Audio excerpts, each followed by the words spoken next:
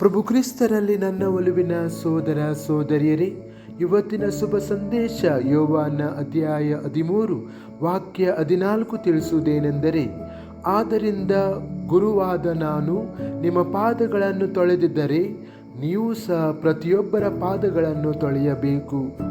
ಚಿಂತನೆ: ಈ ಪ್ರಬಲ ಕ್ಷಣಗಳಲ್ಲಿ ಯೇಸು ಶ್ರೇಷ್ಠತೆಯ ಬಗ್ಗೆ ಪ್ರಪಂಚದ ತಿಳುವಳಿಕೆಯನ್ನು ತಲೆಕೆಳಗಾಗಿ ಮಾಡುತ್ತಾರೆ. ಗುರು ಸೇವಕನಾಗುತ್ತಾರೆ. ಗುರು ತನ್ನ ಶಿಷ್ಯರ ಪಾದಗಳಿಗೆ ಮಂಡಿಯೂರಿ ಪ್ರಭಾವ ಬೀರಲು ಅಲ್ಲ, ಆದರೆ ಕ್ರಿಯೆಯಲ್ಲಿ ಪ್ರೀತಿಯನ್ನು ಕಲಿಸಲು. ಪಾದಗಳನ್ನು ತೊಳೆಯುವುದು ಅತ್ಯಂತ ಕೆಳಮಟ್ಟದ ಸೇವಕನಿಗೆ ಮೀಸಲಾದ ಕೆಲಸವಾಗಿತ್ತು, ಆದರೆ ಯೇಸು ಅದನ್ನು ಸಂಪೂರ್ಣವಾಗಿ ಸ್ವೀಕರಿಸುತ್ತಾರೆ. ಇದು ಕೇವಲ ಒಂದು ಸೂಚಕವಲ್ಲ, ಇದು ಒಂದು ಆಜ್ಞೆ. ಕ್ರಿಸ್ತನನ್ನು ಅನುಸರಿಸುವುದು ಎಂದರೆ ಹೆಮ್ಮೆ, ಸ್ಥಾನಮಾನ ಮತ್ತು ಸೌಕರ್ಯದಿಂದ ಕೆಳಗಿಳಿದು ನಮ್ರತೆಯಿಂದ ಇತರರಿಗೆ ಸೇವೆ ಸಲ್ಲಿಸುವುದು.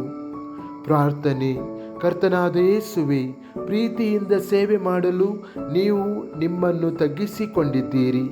ನನ್ನ ಹೆಮ್ಮೆಯನ್ನು ಬದಿಗಿಟ್ಟು ಉದಾರ ಹೃದಯದಿಂದ ಇತರರಿಗೆ ಸೇವೆ ಸಲ್ಲಿಸಲು ನನಗೆ ಕಲಿಸಿರಿ. ನಾನು ಭೇಟಿಯಾಗುವವರಲ್ಲಿ ನಿಮ್ಮ ಮುಖವನ್ನು ನೋಡಲು ಮತ್ತು ಸಣ್ಣ ದಯೆಯ ಕ್ರಿಯೆಗಳ ಮೂಲಕ ಅವರನ್ನು ಪ್ರೀತಿಸಲು ನನಗೆ ಸಹಾಯ ಮಾಡಿರಿ. ಆಮೆನ್.